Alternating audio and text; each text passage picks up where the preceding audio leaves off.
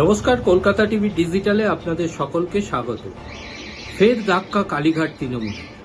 কলকাতা হাইকোর্টে কালীঘাট তৃণমূলের যে অল ইন্ডিয়া তৃণমূল কংগ্রেসের ব্যাংক ফ্রিজ নিয়ে যে মামলা দায়ের হয়েছে, সেই মামলার দ্রুত শুনানির আবেদন জানানো হয় বিচারপতি সৌগত ভট্টাচার্যের বেঞ্চে।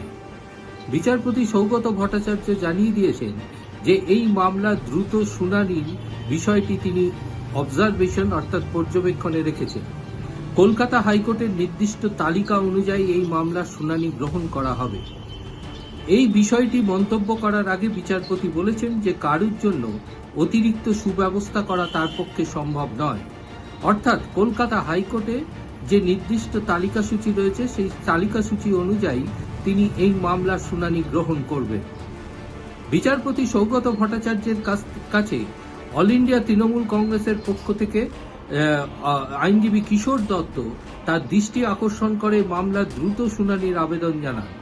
তার দাবি যে এই 3টি অ্যাকাউন্ট অবিলম্বে খুলে দেওয়া হোক, তার কারণ ওইখানে ওই রাজনৈতিক দলের প্রচুর অর্থ গচ্ছিত রয়েছে। এর প্রেক্ষিতে মামলার দ্রুত শুনানির প্রয়োজন। গতকালই অর্থাৎ সোমবার এই বিষয় নিয়ে ফের দৃষ্টি আকর্ষণ করেছিলেন বিচারপতির কাছে আইনজীবী। তার প্রেক্ষিতে বিচারপতি জানিয়েছেন যে সমস্ত পক্ষকে নোটিশ দিয়ে এই বিষয়টি তার দৃষ্টি আকর্ষণ করতে।